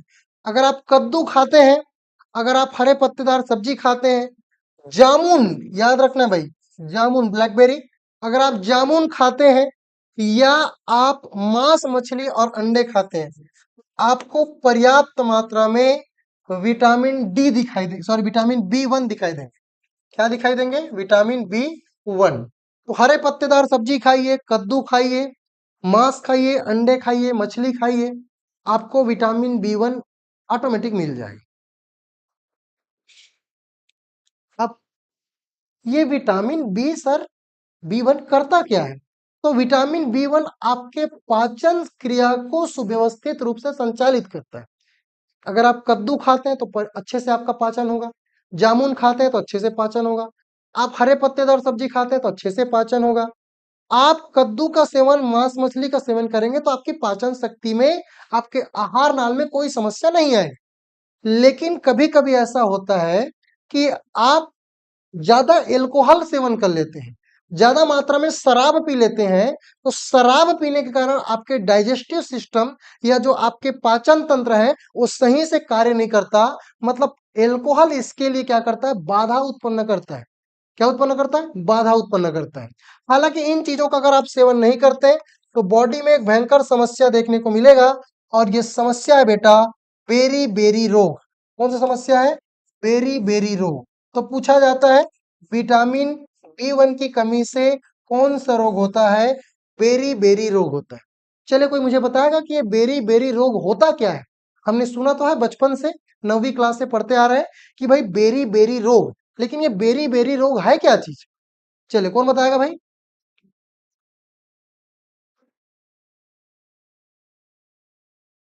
चलिए चलिए, अभी भी लाइक मात्र 40 है ना, और व्यू अभी 312 पहुंच गया है। तो मैं चाहूंगा कि भाई दोहरा शतक तो बनेगा, लेकिन तत्काल ये कम से कम हाफ सेंचुरी 50 से ऊपर पहुंच जाए, ठीक है? तो बस आप लोग का प्यार सपोर्ट बिल्कुल बनाए रखना, ठीक है? चलिए, तो बेरी बेरी बेटा दिल और दिमाग से संबंधित रोग होते हैं। आपके जो दिल है और दिमाग है वो सही तरीके से बैलेंस तरीके से काम नहीं कर पाएगा। आपका दिल कुछ और बोलेगा, दिमाग कुछ और बोलेगा, आपको एकाग्र रहने का मन करेगा। ये समस्या विटामिन बी 1 की कमी से देखने को मिला। हालांकि ये उतने भयंकर समस्या नहीं है, लेकिन ये दो प्रकार के बेरी बेरी होते हैं, एक वेट और एक ड्राई। वेट कहने का मतलब गीला और ड्राई कहने का मतलब सूखा। मतलब जब बेरी बेरी वेट किस्म का हो, गीला किस्म का हो, तो आपके दिल अच्छे से काम नहीं करेंगे। दिल कहने का मतलब आपको बीपी की समस्या होगी, आपको हार्ट अटैक की समस्या होगी। याद रखना, बेरी बेरी आपके हार्ट अटैक और बीपी के लिए भी उत्तरदायी है। जब आपको वेट किस्म का हो, वेट मतलब गीला, तो दो प्रकार का बेरी बेरी हम देखते हैं, एक वेट और एक होता है बेटा ड्राई। तो ड्राई मतलब सूखा और वेट मतलब गीला। तो जब वेट किस्म का हो तो ये आपके दिल को प्रभावित करता है, और दिल से जुड़ा आपका हार्ट अटैक, तो आपको हार्ट अटैक की समस्या आएगी। साथ ही साथ आपके बीपी जो ब्लड प्रेशर है वो बढ़ जाएगा, बीपी आपकी बढ़ जाएगी, और बीपी बढ़ने से आपको पता ही है बहुत सारी चीजें होती है। चलिए अगला बेटा, आपको ड्राई सूखा बेरी बेरी रोग। सर ये सूखा बेरी बेरी रोग क्या होता है? दिमाग काम नहीं करता, सही तरीके से आप सोचने समझने की शक्ति क्या हो जाती है? कमजोर हो जाती है। और जब आपके सोचने समझने की शक्ति कम हो जाती है तो आप पर्याप्त रूप से संतुलित नहीं बना पाते, संतुलन नहीं बना पाते। That's clear. चलिए आगे बढ़ते हैं। इन चीजों के कारण से आपको एक और भयंकर समस्या होगा। ये भयंकर समस्या बेटा लकवा मारना। चलिए किसने किसने सुना है भाई लकवा मारना? पैरालाइज, लकवा। तो शरीर पर जो लकवा मारता है बेटा, ये इसी के कारण है। तो दिल तो काम कर ही नहीं रहा है, दिमाग भी काम नहीं कर रहा है, तो पूरे शरीर के किसी भी पार्ट को लकवा मार देते हैं, पैरालाइज की समस्या। That's clear. तो ये लकवा मारने की समस्या आप देख पाते हैं विटामिन बी 1। तो कद्दू अच्छे से खाइए, जामुन अच्छे से खाइए, ब्लैकबेरी, एल्कोहल का मात्रा कम कीजिए, है ना? चलिए आगे बढ़े। चलिए अगला पढ़ते हैं बेटा विटामिन बी 2। तो हम विटामिन बी 1 देख लिए, है ना, हमारा बी 1 कंप्लीट हो गया। अगला कौन सा? विटामिन बी 2 पर बात करते हैं कि भाई विटामिन बी 2 क्या है सर, इस पर थोड़ी सी चर्चा हमारी होनी चाहिए।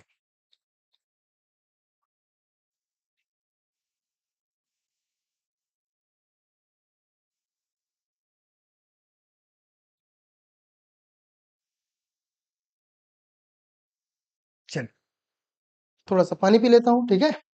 तब तक आप लोग वीडियो को लाइक कर दो भाई, तब तक मैं पानी पी लूँ, 2 मिनट, है ना?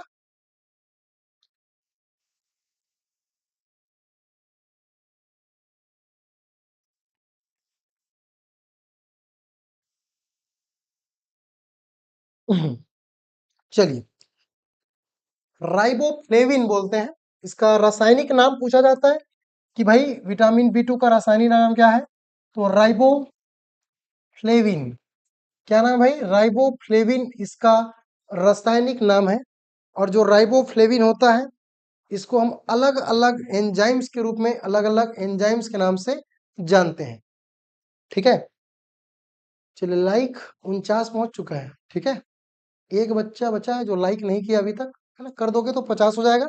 हालांकि 200 तो टारगेट पहुंचा ही देते हो तुम लोग, लेकिन फिलहाल अभी, ठीक है? चलिए, इसी को भाई विटामिन बी 2 को येलो एंजाइम के नाम से भी जाना जाता है। किसके नाम से? येलो एंजाइम्स, ठीक है? येलो एंजाइम्स, या इसी को बोल देते हैं भाई को एंजाइम। क्या बोल देते हैं? को एंजाइम्स। चलिए याद रखना है भाई, येलो एंजाइम और को एंजाइम के नाम से किसे जाना जाता है? तो येलो एंजाइम्स और को एंजाइम्स किसे कहते हैं भाई? इसको बोलते हैं विटामिन बी 2 को। किसको बोलते हैं? विटामिन बी 2 को। बहुत सारी चीजें हैं, इसको पर्याप्त मात्रा में अगर आप सेवन करते हैं तो बिल्कुल आपको मिलेगा। चलिए कि इसको येलो एंजाइम्स क्यों कहते हैं सर, इसको भी जान लेते हैं। इसको येलो एंजाइम्स कहने के कारण ये है कि अगर आपका जो आहार है वो पपीता, तो पपीता चूंकि येलो कलर का होता है और पपीते में पर्याप्त मात्रा में विटामिन बी 2 होते हैं। अगर आप गाजर खाते हैं तो भी आपको पर्याप्त मात्रा में क्या मिलता है भाई, विटामिन बी 2 मिलता है। अगर आप रसीले आम खाते हैं, जिसका भी सीजन आ गया है, आप अच्छे से आम का सेवन करें, तो भी आपको सेवन करने से, इन स्रोतों का सेवन करने से विटामिन बी 2 की प्राप्ति होती है। तो पूछेगा येलो एंजाइम के नाम से किस विटामिन को जाना जाता है, तो क्यों कहते हो तो समझ आ गया, क्योंकि पीले पीले चीजों को खाने के कारण पीला एंजाइम बनेगा। और एंजाइम्स क्या है, चलो बताओ मेरे को, एंजाइम्स क्या है, ये पूछा गया है, सीजीपीएससी में भी पूछा गया है और सीजी व्यापम के एग्जाम में भी पूछा गया है कि भाई एंजाइम्स है क्या चीज। उस दिन की मैंने क्लास में आपको बताया था भाई कि एंजाइम्स क्या है। चलिए बताओ भाई, चलिए मैं सभी बच्चों से आंसर चाहूंगा भाई, जितने भी बच्चे हैं सभी बच्चों से आंसर चाहूंगा। एंजाइम्स क्या है, बायोलॉजी पढ़ रहे हो, एंजाइम्स का मतलब पता होना चाहिए। पिछली जो हमारी मैराथन क्लास हुई है, पार्ट 2 है ना, ये पार्ट 3 है, तो उसमें मैंने आपको बताया है कि क्यों इसको बोलते हैं। ठीक है,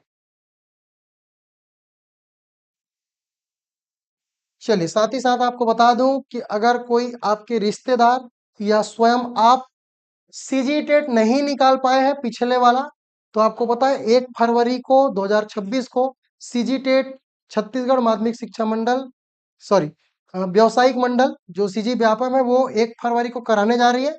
अगर इसकी तैयारी कराना चाहता है पेपर 1 या पेपर 2, तो साध्य पीएससी एकेडमी की टीम गठित हो चुकी है।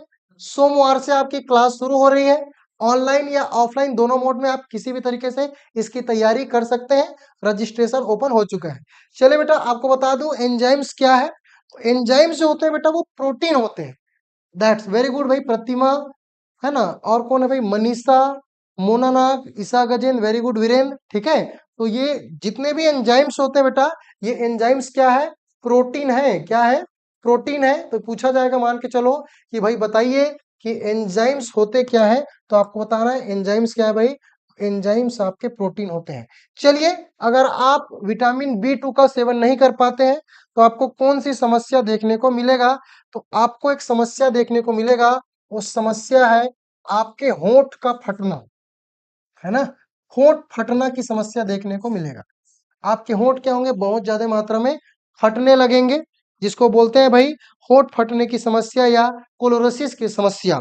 साथ ही साथ आपके जीभ में छोटे छोटे डॉट्स बनेंगे, आपके जीभ में छोटे छोटे सफेद कलर का दाने बनने लगेंगे, ये भी एक समस्या है ना। तो ये भी किसके कारण से होते हैं, ये भी आपके विटामिन बी 2 के कारण से होते हैं। ठीक है, तो क्लोरोसिस और ये आपके ग्लोसोसिस्ट, है ना, जो सफेद होंठ में फटना, ये समस्या आपको देखने को मिलते हैं। आपको मैं ये बताया हूं कि इसको कोएंजाइम्स भी बोलते हैं। कोएंजाइम्स, येलो एंजाइम्स तो मैंने बता दिया कि सर इसको येलो एंजाइम्स क्यों बोलते हैं, क्योंकि येलो येलो चीज को खाने के कारण इसको येलो एंजाइम्स बोलते हैं। लेकिन सर इसको कोएंजाइम्स क्यों बोलते हैं, हिंदी में बोलते हैं बेटा सह एंजाइम। क्या बोलते हैं, सह एंजाइम्स। चलिए, तो सह एंजाइम्स क्यों बोलते हैं, क्योंकि कभी मान के चलो आपको एक रोग हो गया, उस रोग का नाम है मलेरिया। क्या नाम है भाई, मलेरिया, जो कि मादा एनाफिलीज मच्छर के काटने से होता है। उसमें एक विशेष प्रकार की बैक्टीरिया प्लाज्मोडियम प्लाज्मोडियम होती है ना। ये मलेरिया जो होता है, इसको जल्दी ठीक करने के लिए ये कार्य करता है कि भाई तुम्हारा मलेरिया ठीक हो जाए। अब मलेरिया ठीक कैसे जल्दी होगा, इसके लिए आपको विटामिन बी 2 का सेवन करना पड़ेगा। और विटामिन बी 2 क्या है, पपीता, गाजर, आम, इन चीजों का आपको सेवन करना पड़ेगा। तो पर्याप्त मात्रा में आप पपीते खाते हैं, पर्याप्त मात्रा में गाजर का सेवन करते हैं, आपके मलेरिया जो कि 10 दिन में ठीक होने वाला था, वो को एंजाइम्स के कारण 3 दिन में ठीक हो जाएंगे। That's clear. तो चलिए आपको समझ आ गया होगा कि अगर आपको मलेरिया है और उसको जल्दी ठीक करना है, आपको विटामिन बी 2 का सेवन करना पड़ेगा। चलिए अगला जो विटामिन है बेटा, वो है विटामिन बी 3। वो कौन सा है, विटामिन बी 3, है ना। इसका रासायनिक नाम है नियोसिन, और ये भी कैसा है, ये भी भाई वाटर सॉल्युबल है। जल में घुलनशील, कैसा है, जल में घुलनशील विटामिन, है ना, जो कि जल में क्या करता है, घुल जाता है, वाटर सॉल्युबल है। चलिए, वाटर सॉल्युबल नियासिन, जो कि जिस विटामिन को विटामिन बी3 के नाम से जानते हैं, एक बहुत अच्छी चीज बताऊंगा, इस विटामिन को पीपी विटामिन भी कहते हैं। वाह सर, इसको पीपी विटामिन क्यों बोलते हैं, क्या बोलते हैं, पीपी विटामिन। चलिए, कोई बताएगा भाई कि इसको हम पीपी विटामिन क्यों बोलते हैं, इसके पीछे कारण क्या है, क्योंकि हमको कारण बहुत जानना है। बायोलॉजी पढ़ रहे हैं, साइंस पढ़ रहे हैं, बिना कारण के तो कुछ होगा ही नहीं। हमने देखा को एंजाइम बोल रहे हैं, तो को एंजाइम के पीछे क्या कारण है, येलो एंजाइम बोल रहे हैं, तो येलो एंजाइम के पीछे क्या कारण है। तो यहाँ पे हम पीपी विटामिन बोल रहे हैं, तो इसके पीछे कहीं ना कुछ कारण होंगे। इसके लिए आपको पर्याप्त मात्रा में शिमला मिर्च, चिकन, फल्ली या मशरूम का सेवन करना पड़ेगा। तो इसके अगर मैं सोर्स की बात करूं, है ना, स्रोत की बात करूं, तो आपको चिकन खाना पड़ेगा, मशरूम खाना पड़ेगा, है ना, पालक का सेवन करें आप, है ना, विभिन्न फल, जितने भी फ्रूट्स हैं, इनका सेवन करें, आपके पर्याप्त मात्रा में बॉडी में क्या बनेगा, विटामिन बी3 बनेगा। अगर ऐसा नहीं करते तो एक भयंकर समस्या देखने को मिलता है। ये समस्या है बेटा, स्किन में लालपन या डायरिया की समस्या, जिसको बोलते हैं पेलाग्रा रोग। क्या बोलते हैं, पेलाग्रा रोग। सर, ये पेलाग्रा रोग होता क्या है, तो पेलाग्रा रोग कहने का मतलब ये है बेटा, इस पेलाग्रा रोग से आपके जो स्किन में रेसे बन जाते हैं, लाल लाल, है ना, दाने दाने से, वो रेसे के कारण से इसको बोलते हैं डर्मा, जिसको बोलते हैं। और भी बहुत सारी समस्याएं आपको देखने को मिल जाती है। डर्मेंटेसिस की समस्या देखने को मिलती है, भूलने की समस्या। कैसी समस्या, भूलने की समस्या। आप चीजों को पढ़ पाए हैं और तुरंत भूल जा रहे हैं, तो ये समस्या आपको देखने को मिलेगा। चलिए सर, इसके लिए हम क्या करें, तो इसी के लिए बेटा पर्याप्त मात्रा में आप इन चीजों को क्या करें, सेवन करें। इन चीजों को अगर आप सेवन करते हैं तो आपको ये समस्या देखने को नहीं मिलेगा। क्यों सर इसको पीपी विटामिन कहते हैं, क्या कारण है इसको पीपी विटामिन कहने का, तो इसको पीपी विटामिन इसलिए कहते हैं बेटा, क्योंकि ये पेलाग्रा प्रिवेंटेशन है। पेलाग्रा निवारक, निवारक मतलब ठीक करने वाला, निवारण करने वाला। तो पेलाग्रा प्रिवेंटेशन, पीपी, पेलाग्रा का निवारण करने के कारण इन विटामिन को पीपी विटामिन के नाम से भी जाना जाता है। किस विटामिन के नाम से जानते हैं भाई, पीपी विटामिन के नाम से भी जानते हैं। एक चीज और बता दूं, इसी विटामिन को विटामिन डी3 के नाम से भी जाना जाता है। डी3 विटामिन, कैसा विटामिन, डी3 विटामिन। तो पूछा जाता है कि भाई कौन से ऐसे विटामिन हैं जिसको पीपी विटामिन कहते हैं, कौन से ऐसे विटामिन हैं जिसको डी3 विटामिन कहते हैं। हमने इससे पहले और विटामिन देखा, येलो विटामिन, है ना, या फिर जिसको हमने देखा ब्यूटी विटामिन, गरीबों का vitamin, the sunshine of vitamin. वैसे ही बेटा विटामिन बी3 को डी3 विटामिन के नाम से भी जानते हैं। सर, इसको डी3 विटामिन क्यों बोलते हैं, ठीक है, आपने तो बता दिया कि पिलाग्रा प्रिवेंटेशन के कारण से, पिलाग्रा निवारक कारण से, पिलाग्रा का निवारण करने से इसको हम लोग बोल देते हैं पीपी विटामिन। क्या बोल देते हैं, पीपी विटामिन। लेकिन सर इसको डी3 विटामिन तो बोल रहे हैं। अब इस डी3 विटामिन पीछे क्या है, तो ये बेटा आपके डर्मा, जो डर्मा करने का मतलब ये है कि आपके शरीर में जो लालपन होता है, छोटे छोटे दाने होते हैं, है ना, आपके बॉडी, आपके वक्ष में, आपके पीठ में, वो छोटे छोटे जो लाल रेसे हैं, उनको बोलते हैं डर्मा की बीमारी, रेसे की बीमारी, उसको बोलते हैं स्किन में लालपन की बीमारी। दूसरा एक और समस्या है, वो है डायरिया। किसकी समस्या, डायरिया। आपने सुना ना डायरिया, जो डायरिया रोग होता है, ये डायरिया रोग हो जाता है इसी की कमी के कारण से। अगर आप पर्याप्त मात्रा में विटामिन बी3 का सेवन नहीं करते तो डायरिया की समस्या होती है। डी से डायरिया, डी से डर्मा। एक और बेटा जिसको बोलते हैं डिमेंशिया, क्या बोलते हैं, डिमेंशिया, भूलने की बीमारी। चलिए, भूलने की बीमारी हिंदी में क्या है, भूलने की बीमारी। और इस भूलने की बीमारी जिसको बोलते हैं डिमेंशिया, इसके कारण से ये डी1, डी2 और डी3, इसलिए इसको डी3 विटामिन के नाम से भी जानते हैं, क्योंकि भूलने की बीमारी यहाँ पे देखने को मिल रहा है। ठीक है, कैसी समस्या देखने को मिल रही है, भूलने की समस्या देखने को मिल रही है। चलिए, पर्याप्त मात्रा में आप शिमला मिर्ची, मशरूम खाइए, ठीक है, तो आपको कोई समस्या नहीं होगा, है ना। आज की क्लास बिल्कुल आपके लिए ही है कि आपको क्या खाना है क्या नहीं खाना है। समोसा, मिर्ची भजिया, जलेबी, है ना, मोमोज, इससे कुछ नहीं मिलता। थोड़े बहुत फैट मिलते हैं, थोड़े बहुत कार्बोहाइड्रेट वसा मिलते हैं, थोड़े बहुत, लेकिन पर्याप्त मात्रा में विटामिन नहीं मिलते।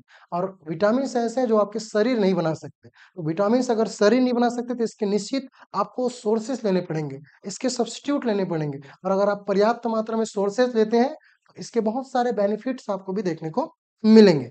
चलिए, अगला विटामिन है बेटा, विटामिन B3 के बाद विटामिन B5।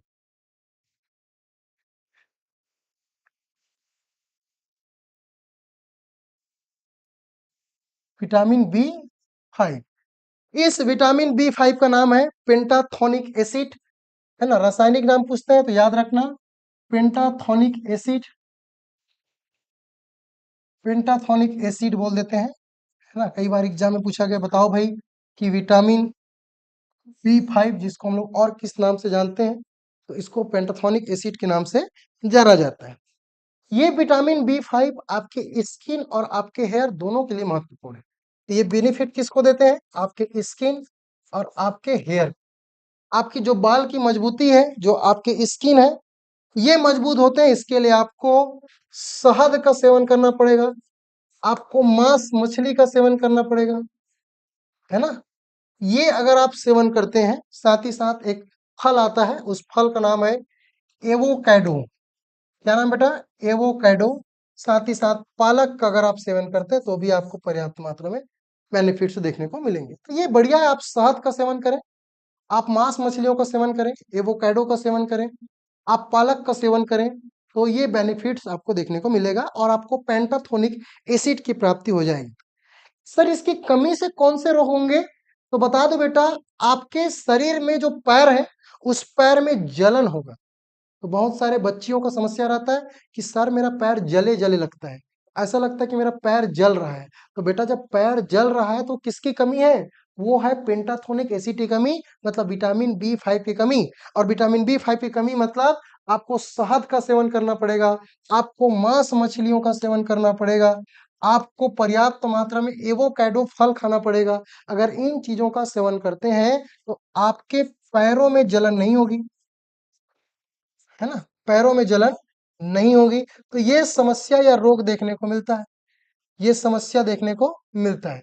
पूछा जाता है भाई, पैरों में जो जलन होती है ना, अब इसके लिए छोटे छोटे चीज के लिए डॉक्टर के पास जाते हो। मैं जब प्रयोगशाला परिचारक की क्लास पढ़ा रहा था, स्टार्टिंग में मैं बायोलॉजी की क्लास में अपने बच्चों को बोल दिया था कि भाई, अगर आप मेरे से पढ़ रहे हैं, बायोलॉजी कंप्लीट पढ़ने के बाद छोटे मोटे जो झोला छाप डॉक्टर होते हैं वो बिल्कुल आप बन जाओगे। मैंने आपको ब्लड ग्रुप कैसे निकालते हैं वो पढ़ा दिया है, अभी रोग पढ़ाऊंगा, विटामिन भी पढ़ा ही रहे कि क्या खाना है, कौन सी बीमारी नहीं होगी। तो ये बेनिफिट्स बिल्कुल आपको देखने को मिलेगा। चलिए, एक बार पुनः आपको बता दूं कि प्रयोगशाला परिचारक की बैच साध्य PSC एकेडमी में फ्रेश तरीके से जिसका रजिस्ट्रेशन शुरू हो चुका है, अगले हफ्ते से इसकी क्लासेस भी शुरू हो जाएगी। आप बिल्कुल कर सकते हैं। भूगोल Avinash sir, physics chemistry biology पर्यावरण मैं स्वयं, मनीष सर MCQ, साथ ही साथ करंट अफेयर का भी पोर्शन है, भारत और छत्तीसगढ़ करंट अफेयर, और साहू सर के द्वारा CGGS पढ़ाया जाएगा। चलिए, तो बिल्कुल आपके अगर पैरों में जलन है ना, तो पैरों में जलन है तो इन चीजों का सेवन आप कर सकते हैं। चलिए, और क्या चीजें हैं सर इसके बारे में और हमको क्या जानना है? तो बहुत सारी समस्या और देखने को मिलते हैं, जैसे कि चर्म रोग की समस्या, है ना, गठिया रोग की समस्या, ये भी देखने को मिलता है भाई। चर्म रोग के साथ गठिया रोग, एक और रोग है पार्किंसन रोग, है ना, ये भी देखने को मिलता है। अभी आगे पढ़ेंगे इसके बारे में कि भाई गठिया रोग क्या है, पार्किंसन रोग क्या है, ठीक है। इन चीजों के बारे में आपको विस्तार पूर्वक पढ़ाएंगे। मेरा होता है सर गर्मी के टाइम, तो बिल्कुल गर्मी के टाइम होता है तो आपको पर्याप्त मात्रा में इन चीजों का सेवन करना पड़ेगा, ठीक है। इन चीजों का क्या करना पड़ेगा? सेवन करना पड़ेगा। चलिए, थोड़ा सा पानी पी लो, 1 मिनट।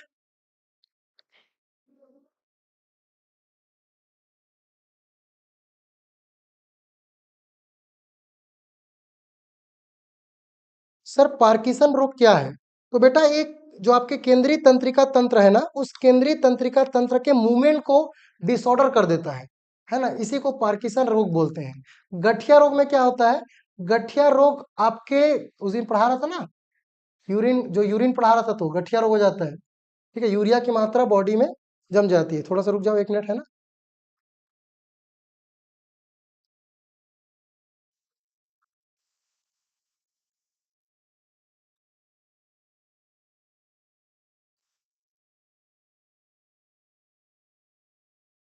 चलिए,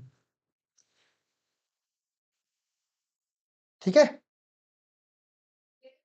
समझ आ रहा है? क्लासेस ठीक लग रही है कि नहीं लग रही? जब यूट्यूब में वीडियो डल जाएगी, तो यूट्यूब में वीडियो डलने के बाद 5 मिनट बाद जैसे ही आपका क्लास कंप्लीट होगा, कमेंट सेक्शन ओपन है, कमेंट सेक्शन में बताना कि आपको क्लास कैसी लगी। जो भी रहेगा, अच्छा लगा तो अच्छा लगा, नहीं लगा तो नहीं लगा, क्या सुधारना है वो भी आप बोल सकते हैं। बिल्कुल आप लोग फ्री है, ठीक है, वो बिल्कुल आप कमेंट सेक्शन में, जब हमारी क्लास हो जाएगी तो बिल्कुल जाएगा। सरिता बोल रही है, सर मैं डीएड की हूँ, मुझे किस वर्ष की दोनों करना पड़ेगा? ठीक है, पेपर 1 और पेपर 2, ठीक है, दोनों, ठीक है, तो दोनों आप कर सकते हो। कंबाइन वाला बैच, साथ ही पीएससी एकेडमी कंबाइन बैच भी लाया है। चलिए 2 मिनट थोड़ा सा इसके बारे में बता देता हूँ, बच्चे लोग को बहुत सारी कंफ्यूजन रहती है। ठीक है, तो साध्य पीएससी एकेडमी आपके लिए पेपर 1 के लिए, क्योंकि पेपर 1 में पर्यावरण जैसे सब्जेक्ट है ना, तो पर्यावरण है, तो पेपर 1 ये कोई बच्चा अगर डीएड किया हुआ है और प्राइमरी टीचर में असिस्टेंट टीचर बनना चाहते हैं, उसके लिए होता है। साथ ही साथ ये पेपर 1 के बाद पेपर 2 उन बच्चों के लिए जो मैथ साइंस या एसएसटी वाले, जिन्होंने बीएससी या बीकॉम या बीए जैसे कोर्स किए हैं या इंजीनियरिंग किए हुए हैं, ये पेपर 2 है, जो कि मिडिल टीचर के लिए होता है। अगर कोई बच्चा दोनों की तैयारी करना चाहते हैं, तो ये कंबाइन बैच है बेटा, ये कंबाइन बैच पेपर 1 और पेपर 2, इसकी तैयारी आप कर सकते हैं। इसकी फीस 1999 रुपये है ना, चूंकि ये दोनों बैच शामिल है इसलिए 1999। बाकी पेपर 1 के लिए 999 है और पेपर 2 के लिए 1499। चलिए, ठीक है, ऑफलाइन भी आ सकते हो, ऑनलाइन भी आ सकते हो, दोनों तरीके से आप कहीं से भी रहो तैयारी कर सकते हो। चलिए वापस आते हैं क्लासरूम में, और क्लास में हम बात कर रहे थे विटामिन B5 के बारे में, ये कंप्लीट हुआ। आगे पढ़ेंगे बेटा विटामिन B6। क्या पढ़ेंगे? Vitamin B6।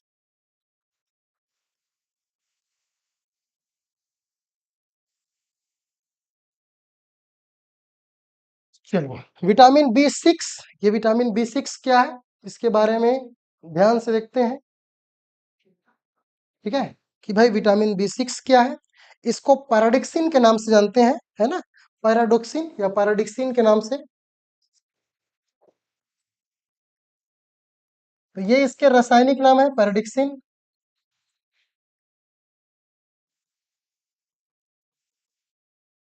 है ना। ये पैराडिक्सिन जो विटामिन है, ये विटामिन B6, और ये जो विटामिन B6 होते हैं बेटा, ये भी आपके वाटर सॉल्युबल है।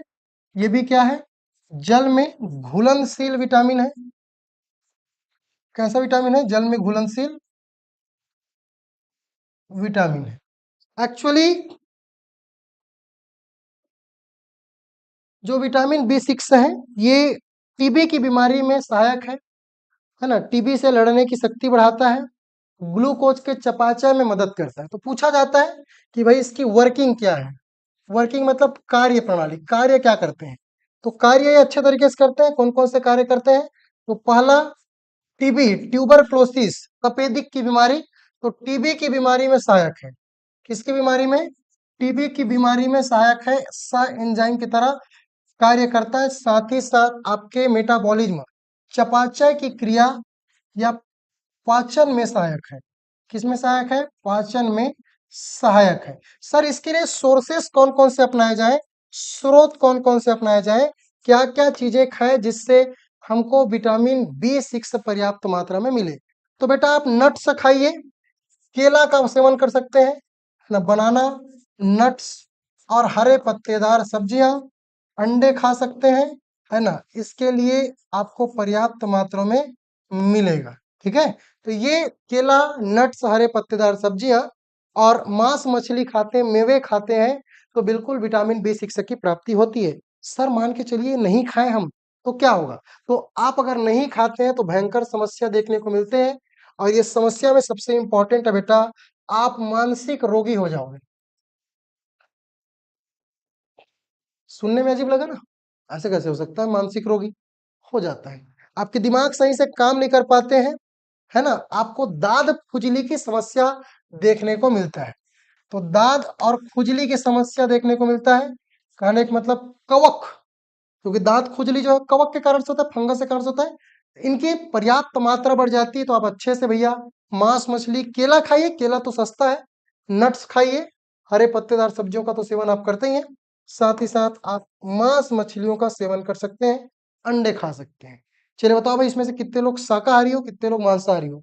वेज और नॉन वेज वाले एक लाइन में कमेंट करना, शाकाहारी, वेज और नॉन वेज, है ना, मांसाहारी। चलिए कितने लोग हो, थोड़ा सा आंकड़ा मैं जानना चाहता हूँ, क्योंकि दोनों तरीके से यहाँ पे, है ना, दिया गया है कि कुछ अगला विटामिन बी 7 के बारे में पढ़ते हैं बेटा, है ना। विटामिन बी 7 ये हो गया। टीबी की बीमारी में सहायक करने का मतलब ये कि अगर किसी को टीबी है और अगर आप इन चीजों का सेवन करते हैं तो आपके टीबी में जो ठीक होने की शक्ति वो बढ़ जाएगी। ठीक है, अगला जो विटामिन है विटामिन बी 7।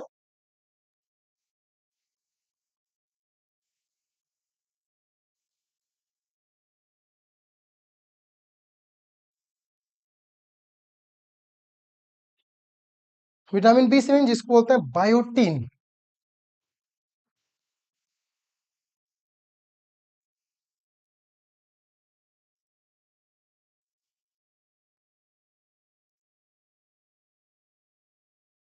चलिए अंडा बस खाते हैं, वेज नॉन वेज शाकाहारी।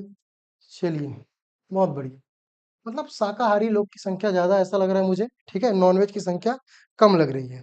ठीक है, चलिए भाई, तो अब देखते हैं विटामिन बी 7। आप भले ही पेपर में कम नंबर पाओ चलेगा, लेकिन विटामिन बी 7 के बारे में आपके लिए जानना बहुत महत्वपूर्ण है। क्यों विटामिन बी 7 के बारे में जानना बहुत महत्वपूर्ण है? क्योंकि विटामिन जो बी 7 है बेटा, ये विटामिन बी 7 आपके बालों के लिए सहायक है। किसके लिए सहायक है? बालों के लिए सहायक है, आपके हेयर के लिए सहायक है। अगर आप विटामिन बी 7 की सही मात्रा में सेवन करते हैं, अच्छे से विटामिन बी, है ना, अच्छे से विटामिन बी 7 का सेवन करते हैं तो आपको बाल में कोई समस्या देखने को नहीं मिलेगा। ठीक है, चलिए याद रखना है भाई, विटामिन बी 7 की मात्रा जो कि बालों के लिए क्या है भाई, सही है। तो बायोटीन। सर सबसे इंपॉर्टेंट है भाई कि सर क्या खाएं, क्या खाएं। ठीक है, तो याद रखना है सोर्सेस, इसके जो सोर्सेस हैं वो कौन कौन से हैं।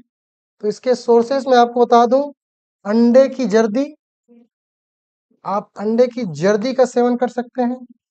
अंडे की जर्दी मतलब समझ रहे हो ना, जो बीच वाला पोर्शन होता है अंडे का। इसलिए पूछा हूँ कौन कौन अंडे खाते हो, है ना, शाकाहारी हो कि मांसाहारी। तो अंडे की जो जर्दी है वो आपको बायोटीन और आपके बाल बढ़ने के लिए, बाल को स्वस्थ रखने के लिए इंपॉर्टेंट है। फूल गोभी, है ना, कैलीफ्लावर, फूल गोभी जो होते हैं बेटा, ये फूल गोभी आपके लिए बहुत मददगार है। आप फूल गोभी का पर्याप्त मात्रा में सेवन कर सकते हैं। केला शकरकंद खा सकते हैं। अगर आप केला शकरकंद का सेवन करते हैं तो भी आपके बॉडी में जो बाल है वो अच्छे से उगेंगे ही, लेकिन वो झड़ेंगे नहीं, क्योंकि पर्याप्त मात्रा में आपकी बॉडी को बायोटीन मिलेगा। एक्चुअली ये बॉडी जो होते हैं, ठीक है, ये बायोटीन एलिसा टेस्ट में भी मददगार होता है। एलिसा टेस्ट जो होते हैं वो दो तरीके की बीमारी के लिए किया जाता है, वो आगे हम लोग पढ़ेंगे। ठीक है, चलिए सर आप कौन से वाले हो, वेज हो कि नॉन वेज हो? ठीक है, मैं दोनों हूँ भाई, है ना, वेज भी हूँ नॉन वेज भी हूँ। ठीक है, चलिए सर्वाहारी। ठीक है, चलिए अब बात करते हैं बेटा विटामिन बी 7 के बाद इससे समस्या क्या होगी। तो समस्या वही है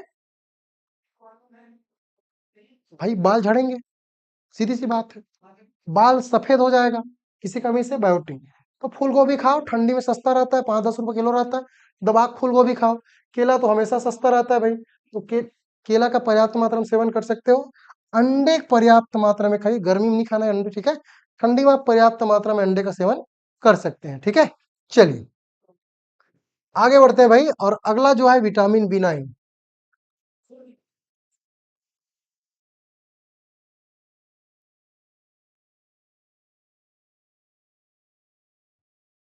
विटामिन बी 9 ये भी कैसा है भाई, वाटर सॉल्युबल।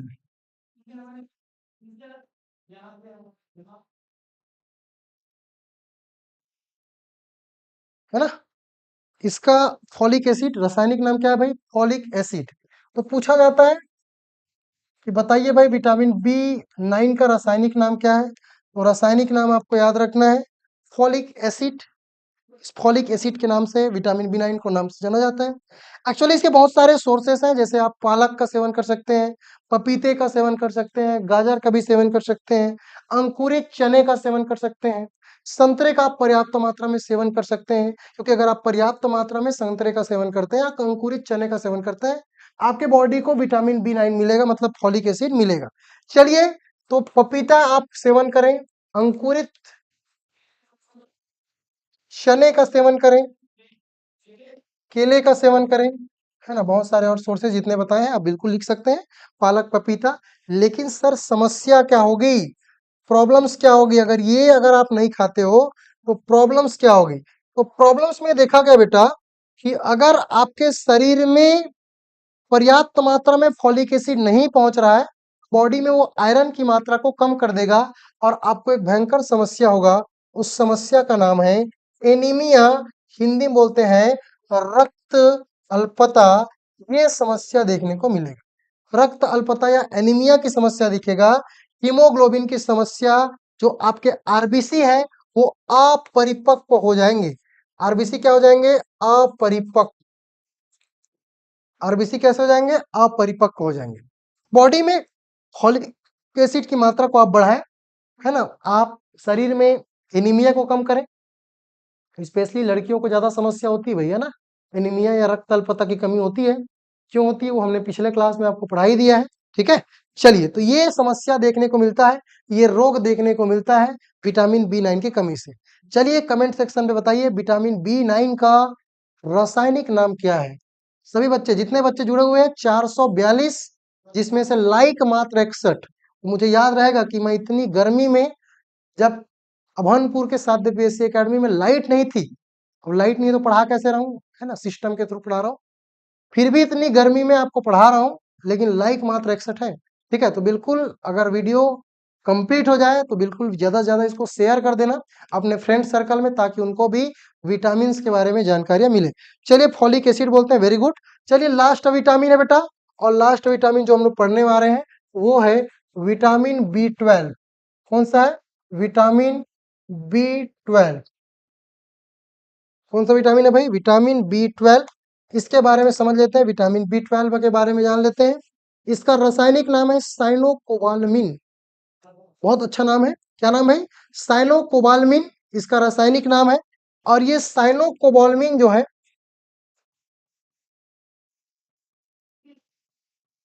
साइनोकोबालमिन में कोबाल्ट की मौजूदगी होती है। किसकी मौजूद होती है? कोबाल्ट की। कमेंट करके बताओ कोबाल्ट का परमाणु क्रमांक कितना होता है? केमिस्ट्री पढ़ा लिया हुआ है ना, शिक्षक भर्ती में केमिस्ट्री हो गया है, प्रयोगशाला परिचारक में केमिस्ट्री हो गया है। हालांकि नई बैच में नहीं हुई है, लेकिन बहुत सारे बच्चे, हमारे पुराने बच्चे भी जुड़े होंगे। बताओ कोबाल्ट का परमाणु क्रमांक कितना होता है? इस कोबाल्ट की मौजूदगी पूछा जाता है। विटामिन बी 12 में कौन से तत्व पाए जाते हैं? तो विटामिन बी 12 में, है ना, कोबाल्ट की मौजूदगी होती है। एक बार मंडी इंस्पेक्टर या फिर श्रम निरीक्षक, है ना, इन दोनों एग्जाम में से कोई भी एक एग्जाम में पूछा गया था कौन से विटामिन में कोबाल्ट की मौजूदगी होती है, तो याद रखना विटामिन बी 12, जिसको साइनो कोबालामिन कहते हैं, इसमें मौजूद होती है। किसमें मौजूद होती है भाई?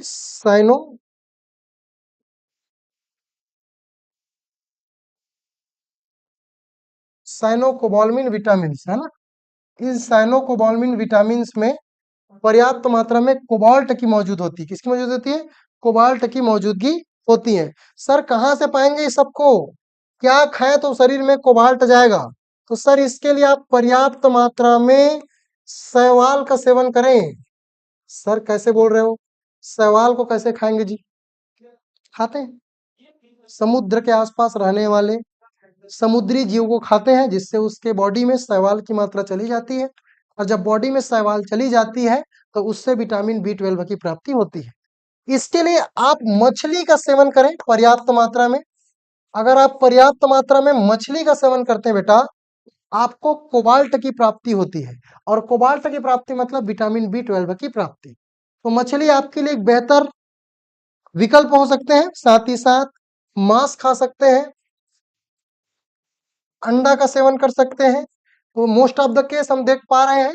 साथ ही साथ आपको दूध में भी या दही में भी साइनोकोबाल्मिन देखने को मिल सकता है, लेकिन बेस्ट सोर्सेस आपके नॉनवेज ही हैं इसके लिए। ठीक है, तो याद रखना, थोड़ा सा यहाँ पे कॉम्प्लिकेटेड हो गया है कि भाई सब चीज तो ठीक है, लेकिन यहाँ पे देख पा रहे हैं कि मांस मछली में ही मिल रहा है, बड़ा समस्या है। अंडे में मिल रहा है, ये भी बड़ा समस्या है, क्योंकि बहुत सारे बच्चे क्या है, वेज है। तो इससे कौन सी समस्या होगी सर? तो इससे जो समस्या होगी बेटा, वो मेगाब्लास्टिक एनीमिया रोग होता है। ये एनीमिया का बड़ा भाई है, मेगाब्लास्टिक, मेगाब्लास्टिक एनीमिया। जैसे एनीमिया में क्या होता है, आरबीसी अपरिपक्व हो जाते हैं, लाल रक्त कणिकाएं, हीमोग्लोबिन की पर्याप्त मात्रा नहीं हो पाती, जिसके कारण से आपको एनीमिया की समस्या दिखती है। लेकिन आप यहां पे देख पा रहे हैं मेगाब्लास्टिक एनीमिया, ठीक है। तो ये मेगाब्लास्टिक जो एनीमिया है बेटा, ये क्या होता है, खून बनने की क्षमता में कमी। ठीक है, क्या है, खून बनने की क्षमता में कमी। पूछा जाएगा मेगाब्लास्टिक की समस्या क्या है, तो याद रखना खून बनने की क्षमता में कमी।